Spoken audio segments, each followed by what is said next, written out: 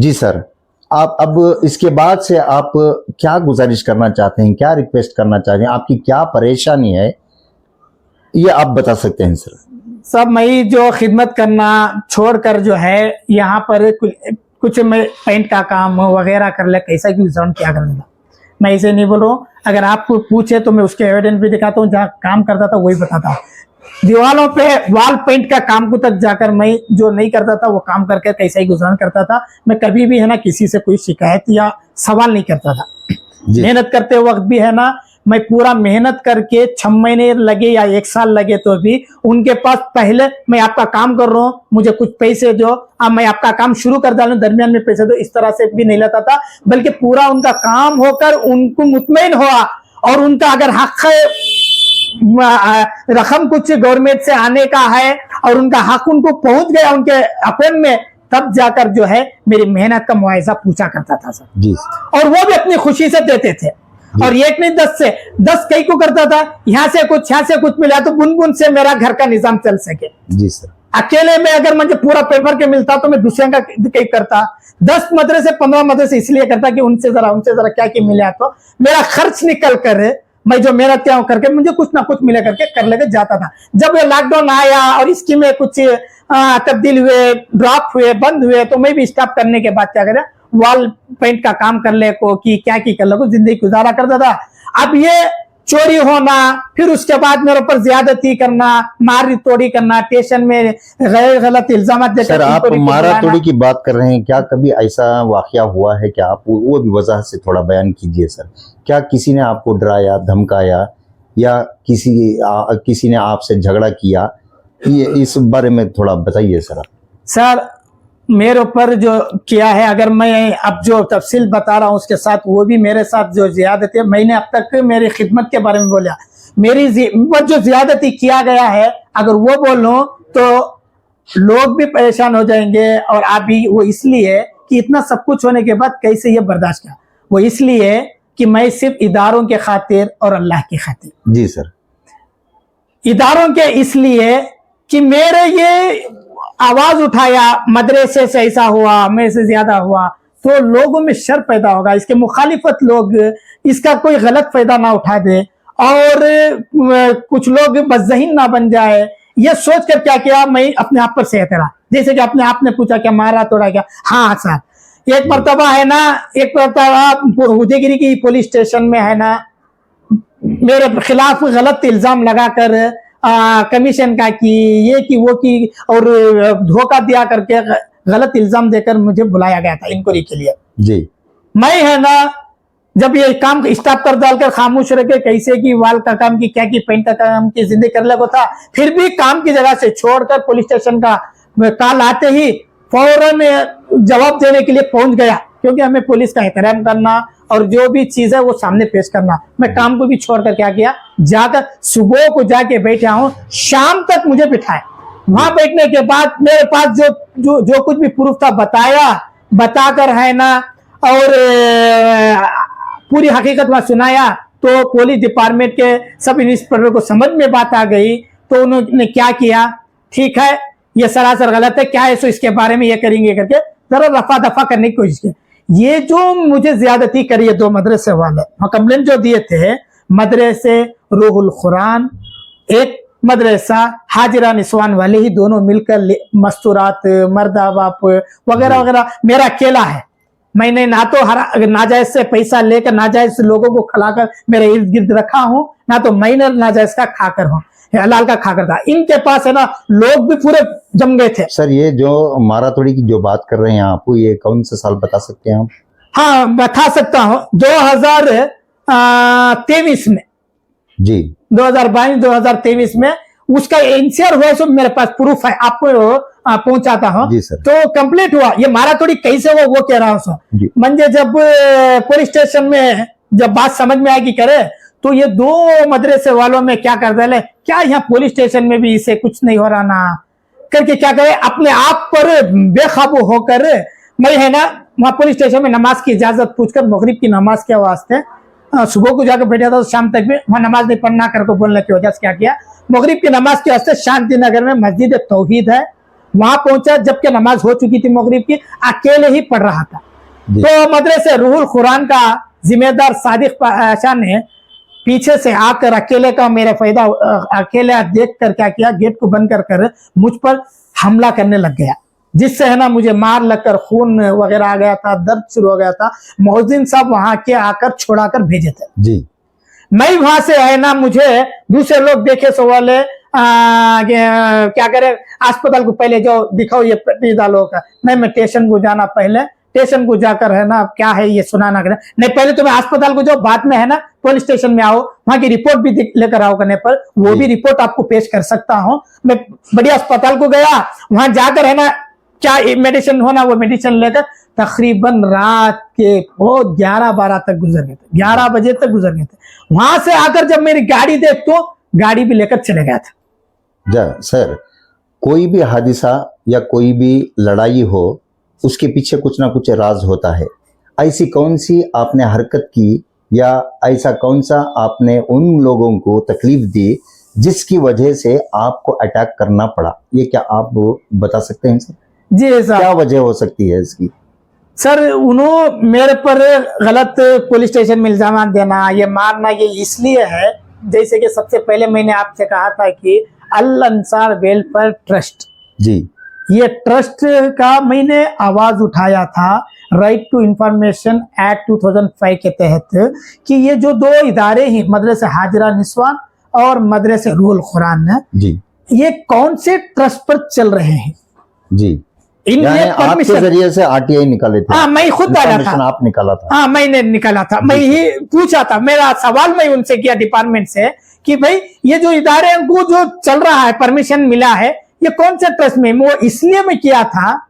हालांकि right to information में ये भी कहा जाता है रूल्स के तहत कि आप वजाहत करने की जरूरत नहीं है, ये एक्ट है, ये हक है, सिर्फ इंफॉर्मेशन पूछना है और जहां पूछा है अगर वहां सही पर है तो पहुंचाने का। फिर भी मैं इसलिए बता रहा हूं, आज मैं बताने पर इसलिए मजबूर हूं क्योंकि ये तमाम चीजें, इल्जामात, ये वो होने की वजह से मैं आज इजहार करने पर मजबूर हूं, वरना मैं इजहार ना करता था। मैं सिर्फ कानूनी तौर पर पूछता, कानूनी जवाब मिल जाता तो मुझे सही लगता तो इत्मीनान होकर रख लेता, अगर नहीं गलत रहता तो कहता। तो इसी तरह से मैं क्या किया, जब मैं राइट टू इंफॉर्मेशन से पूछा कि ये दो मदरसों को क्यों परमिशन, स्कूल का एजुकेशन का परमिशन किस बिना पर मिला है, जो टीसी सब चल रहा है करके देखने पर अल अंसार का है। और मैं कब पूछने शुरू किया, 2022 से पूछा जी, 2022 में पूछा, और रिकॉर्ड भी मेरा 2021 में तो चोरी हो गया था, तो 2022 में मेरे पास रिकॉर्ड रखना जरूरी था।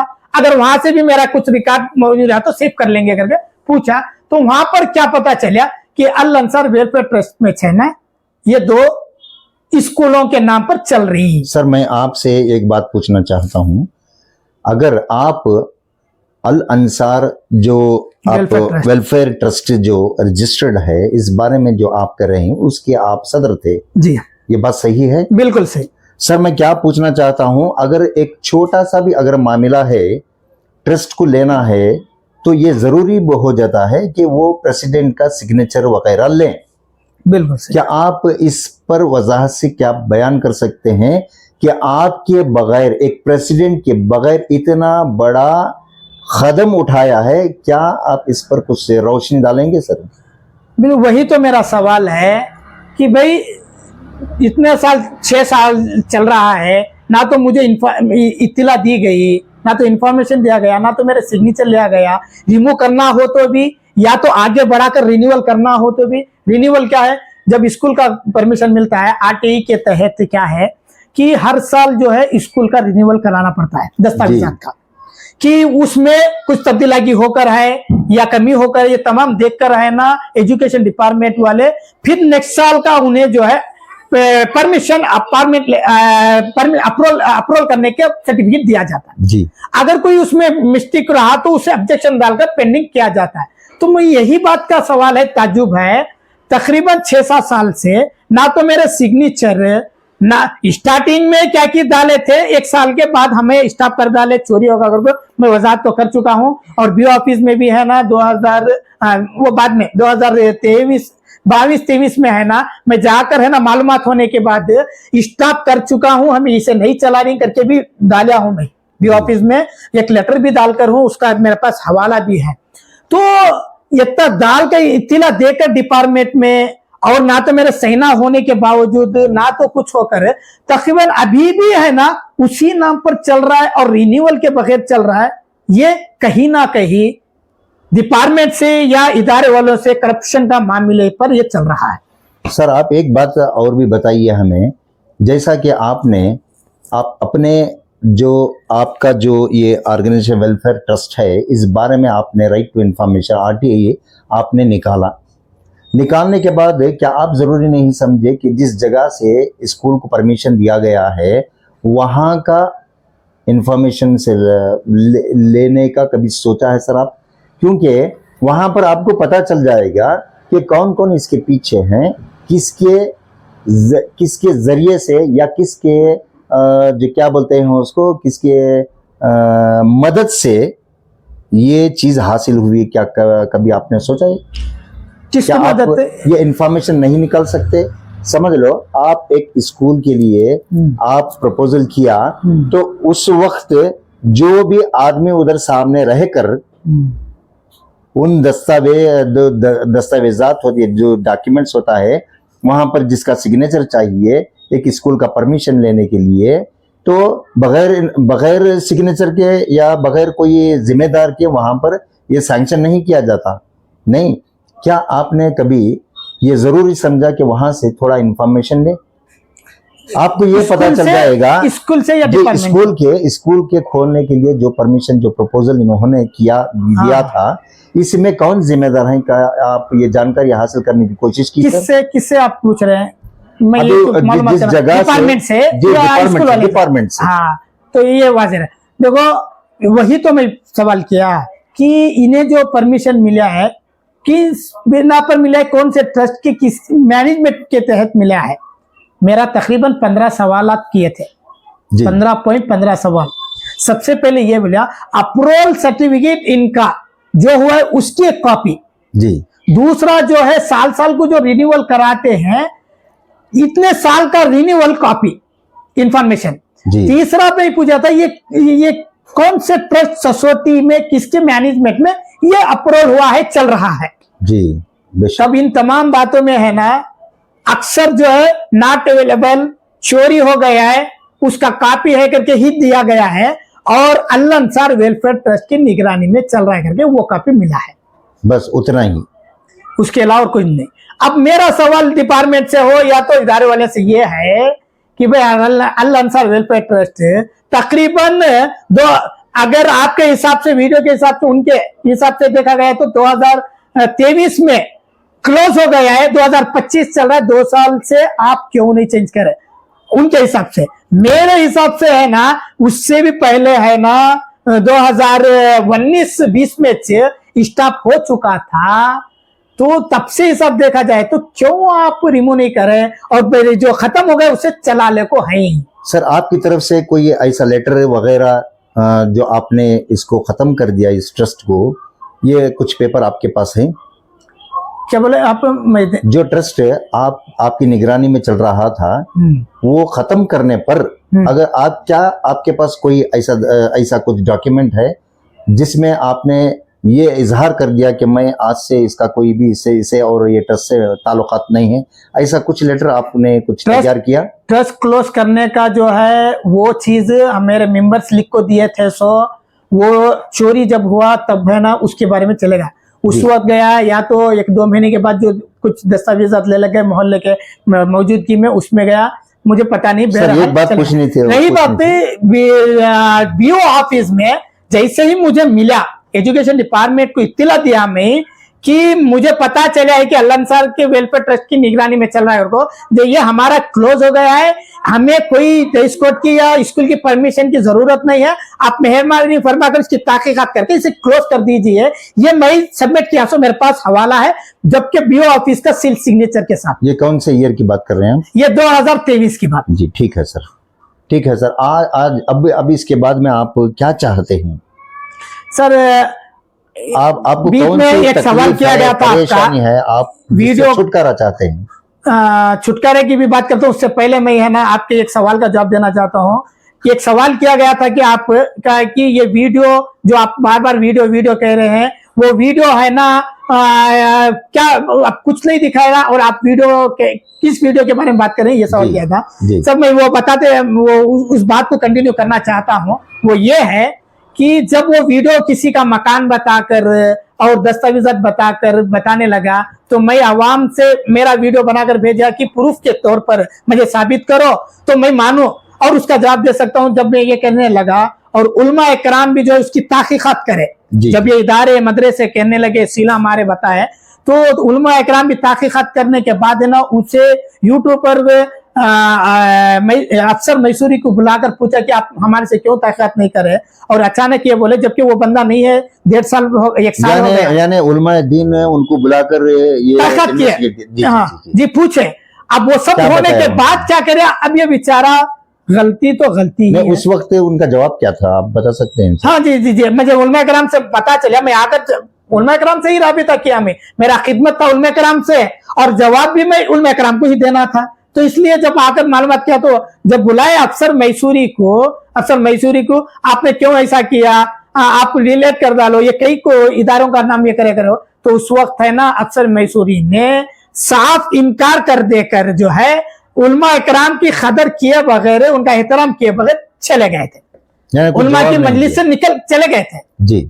अब बताओ, आपके बग़्ज़ ने वो शरारत किया है क्या मेरी खिदमत ने उन्हें एहतराम किया है? बेशक मैंने उन्हें एहतराम के तौर पर जो है मख्फी में रखा, मेरे ऊपर ज्यादती होने की वजह से भी है ना ये शक ना पैदा हो, अपने आप पर बर्दाश्त करके रहा, और जैसे ही वो तलब करे मैं आकर जवाब देने के लिए भी हाजिर हो गया।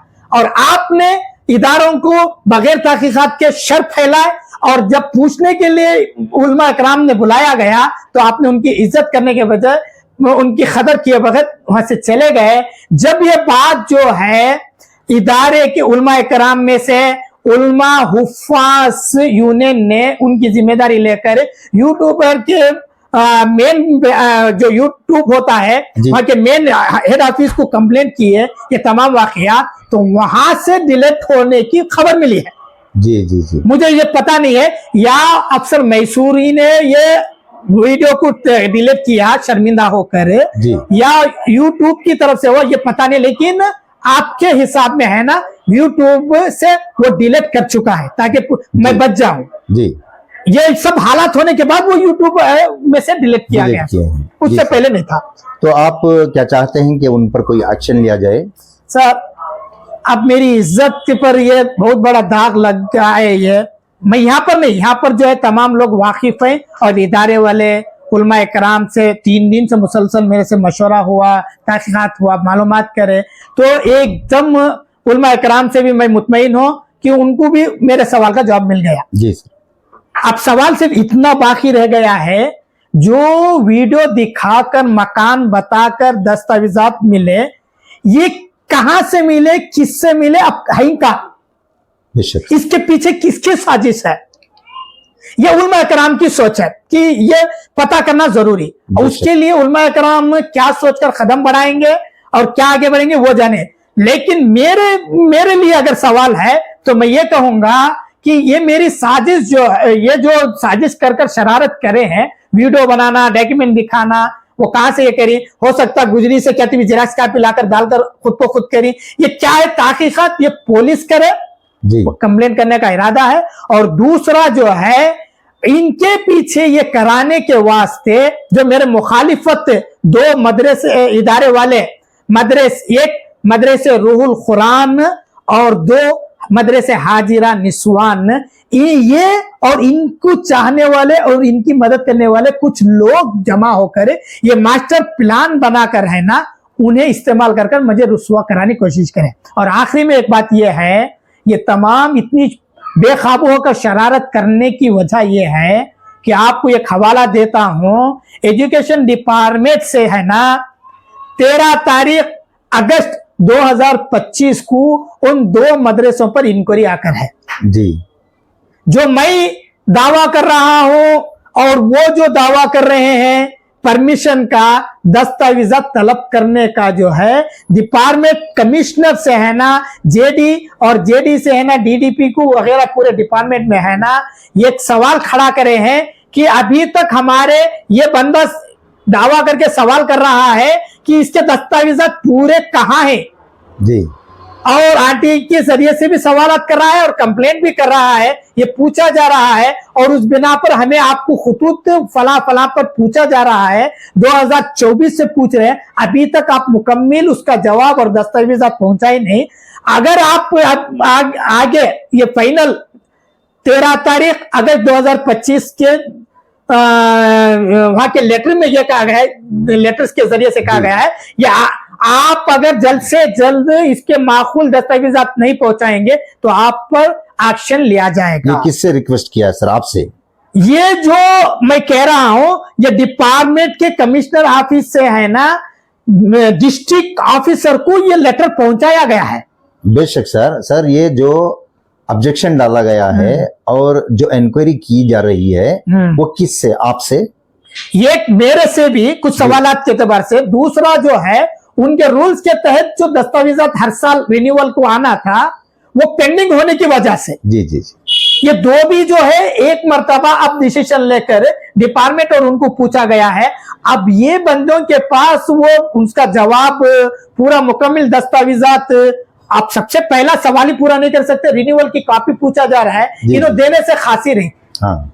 अब वो सब क्या कर रही बचने के लिए, ये दस्तावेजात सही है या डुप्लीकेट एक्स्ट्रा ये जमा कर जेरॉक्स कापियां ये वो लेकर कहीं दूसरा मकान बनाकर डाल कर है ना, पूरा मेरा नाम लेकर जो है गुमराह कर कर अपने आप को बचाने की कोशिश है, ये मेरी सोच है। सर ये एक बात मैं पूछना चाहता हूं, क्या आपको दबाव में डालकर या आपके ऊपर दबाव डालकर कोई ऐसी चीज आपसे, वो सिग्नेचर हो या हैबिट हो, कोई ऐसी चीज कभी उन्होंने लेकर है? क्या आप बता सकते हैं? सर इससे पहले भी मैंने कहा मुझे गैर गलत कंप्लेंट दिए, मारे तोड़े घर को, तो इससे पहले भी एक हादिसा हुआ था कि मेरे टेस्टियां को पुरानियों को बहकाकर मोहल्ले के सब बोलकर मुझे है ना, पहले किसी मेरे दोस्त के जरिए से मुझे एक जगह पर बुलाकर, जहाँ नूरुल्लाह अगर कोई बेकरी गौसिया नगर में है वहां बुलाकर है ना, मुझे पूरे 20-25 जने कवर कर लिए।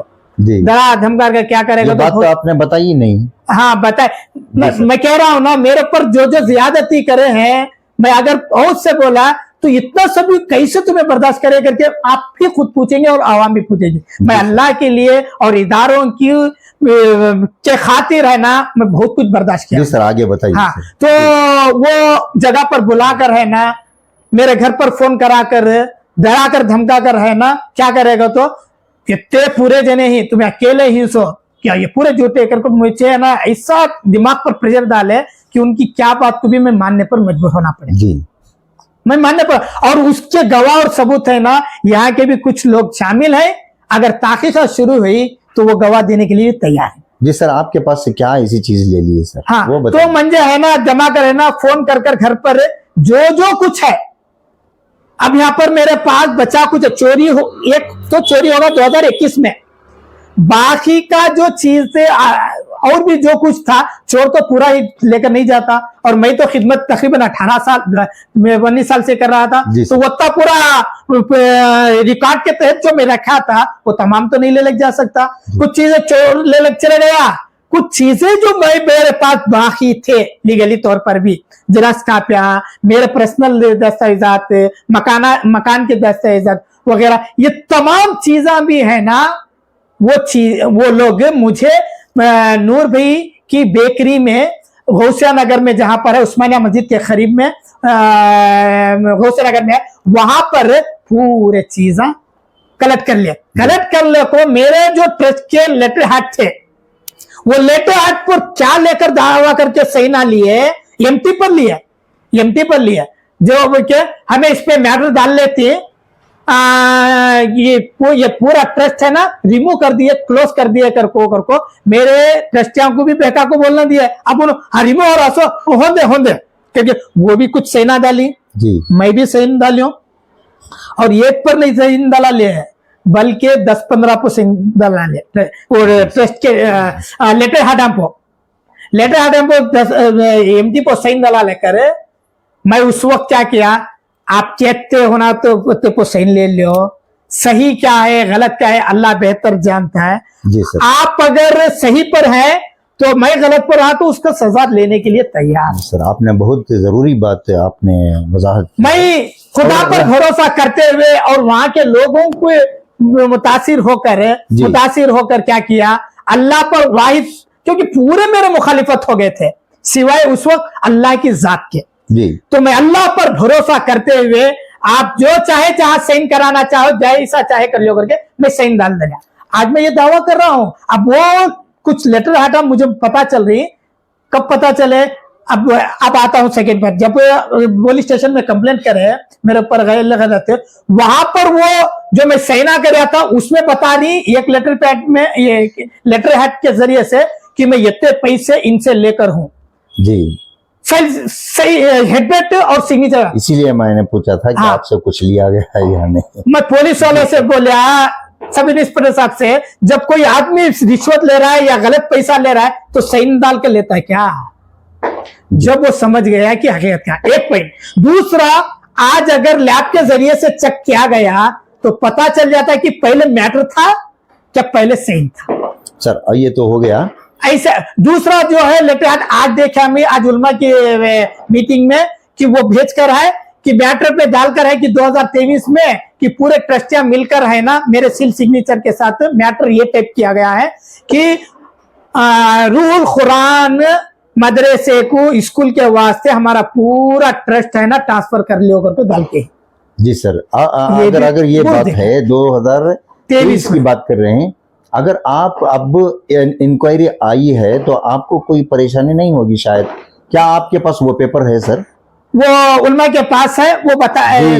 अगर वो उलमा के पास आपका वो दिया हुआ पेपर है, आपने तो नहीं किया, लेकिन उनकी तरफ से जो ये साजिश रची गई है ये आपको बचाने का एक मौका है सर। बिल्कुल बिल्कुल बिल्कुल। इसमें एक और पॉइंट भी है, मैं ये कहना चाह रहा हूँ 2023 में ट्रांसफर कर लो करके मैं लिख कर दे गया, हालांकि वो हमारी टिपिंग नहीं थी, खाली सिग्नेचर सील डाले थे एमपी पर डाल लिया। जैसा वहां एक मैटर दिखा यहाँ एक मैटर दिखा, मैं थोड़ी देर के लिए मान लेंगे कि वो ट्रांसफर करो करके 2023 में दिए। अब तो 2025 चल रहा है, जब 2023 में ट्रांसफर करा लो करके दिए तो क्यों नहीं कराए? बेशक जी। और डिपार्टमेंट वाले क्यों नहीं किए हैं?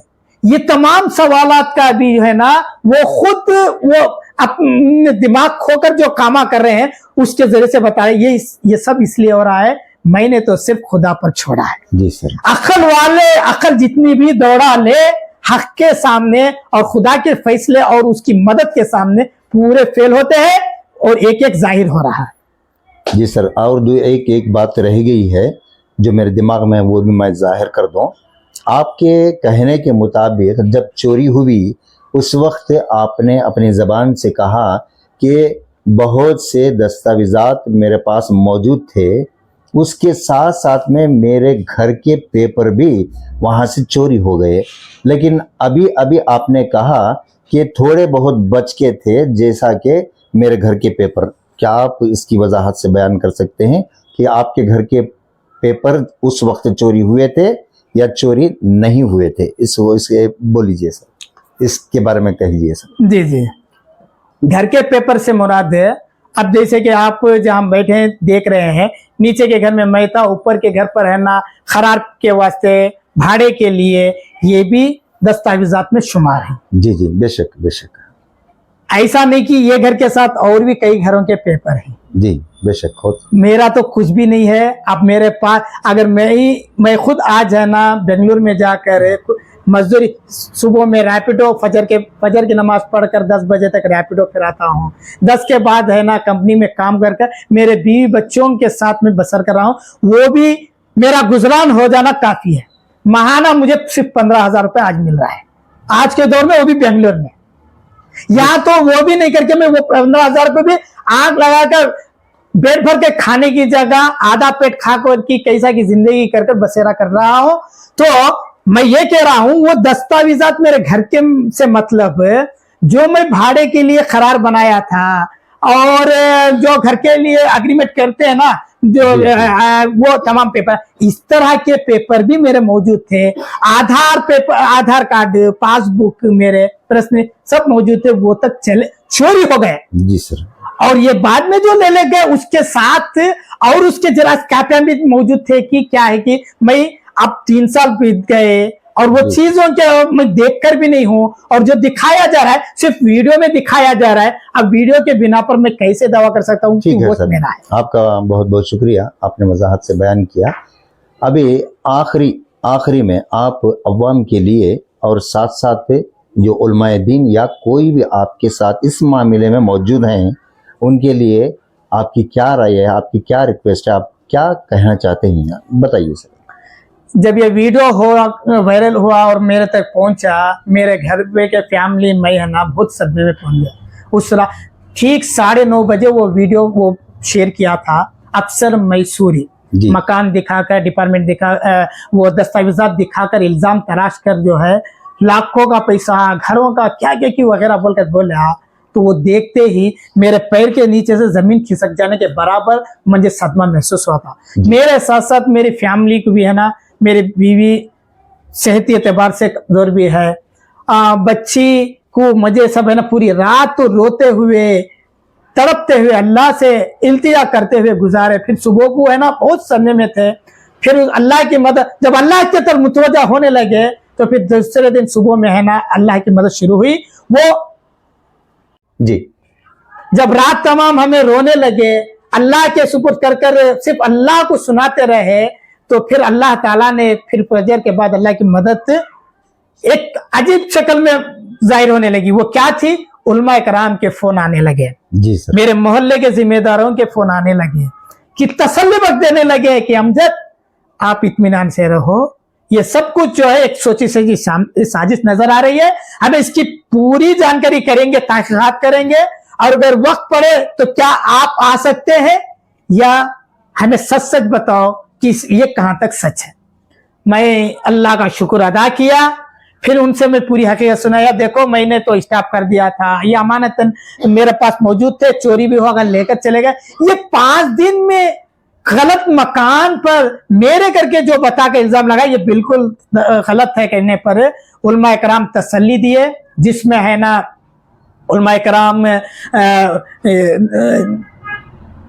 सिद्दीक़ा मदरसे के उलमा कराम और जमीयत उलमा कराम और जो है उलमा हुफ़ाज यूनियन के जिम्मेदार उलमा कराम, उसमें उलमा कराम भी शामिल हैं, वो उलमा कराम और हमारे मोहल्ले के मुज्जू भी, ये तमाम लोग जो है वक्तन फक्तन पीछे लगातार फोना करते रहकर मुझे तसल्ली देकर बोले कि हमें उसकी ताक़त भी करती, और वक्त पड़े तो आप भी आकर ये करो, आप फिक्र ना करो, इत्मीनान से गुजारो, और हो सके तो अपने तरफ से एक वीडियो बनाकर भी भेजो। मैं बोला मेरे पास यूट्यूबर नहीं है मैं कि भेजने के लिए, और मेरा फोन भी जो है उस हालत का नहीं है कि पाक से भेज सकूं। तो वो कहे कि किसी का फोन लेकर कुछ ना कुछ अपने सिफारिश में अपने इसमें भेजो। बोलने के बाद मैं क्या किया, एक वीडियो भेजा, वो लंबा होकर 3 हिस्सों में आया था।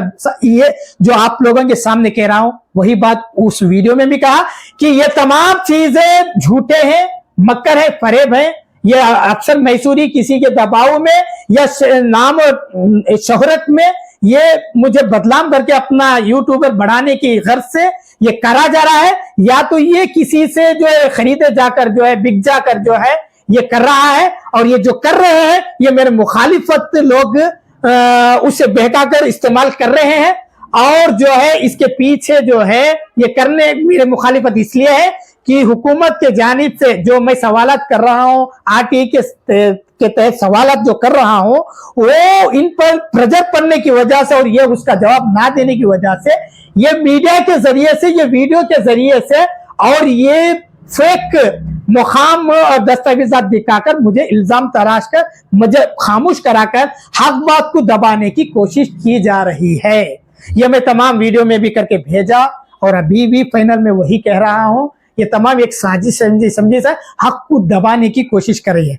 तो मैं आपके इस वीडियो के जरिए से, आपके इस न्यूज के माध्यम से, वीडियो के जरिए से सबसे पहले आपका तहे दिल से शुक्रिया अदा करता हूं क्योंकि मेरी आवाज सिर्फ ये 4 दीवारी में दब चुकी थी। मैं कमजोर और लाचार मजबूर हूं। जी सर। इस आवाज को आप कहीं ना कहीं तहकीकात करे हैं, मालूमात करे हैं मेरे तक आने से पहले, मेरी बात पहुंचने से ही या मेरे बात पहुंचने से पहले भी आप अच्छी तरह से मालूमात कर कर आकर अब इसके बाद आपके जरिए से जो बात फैल रही है, मैं उसके लिए आपका मेरे तहे दिल से शुक्रिया अदा करता हूं। और साथ में मैं तमाम लोगों को यह अपील करता हूं कि बेशक हक पर अगर साबित कदम रहेंगे तो अल्लाह की मदद जरूर आचे, वो चाहे कमजोर ही क्यों ना हो। बेशक सर। सर कमजोर अगर होकर भी अगर आप सच्चे हैं और साबित कदम है तो अल्लाह की मदद अबाबिल की तरह किसी ना किसी शक्ल में किसी ना किसी की मदद पर जो है जरूर आचे, और उसका जो है शाहिद मैं हूं जो आज मेरे साथ हो रहा है। जी सर, आपका बहुत बहुत शुक्रिया। आज की दस्तक न्यूज़ कर्नाटका की जानिब से मैं आपका बहुत शुक्रगुजार हूं कि आपने बहुत से मामलात पर इस मामले में खासकर रोशनी डाली। मैं उम्मीद भी करता हूं नाजरीन आपने इनकी ज़बान से सुना, सारा वाक़या आपके सामने है।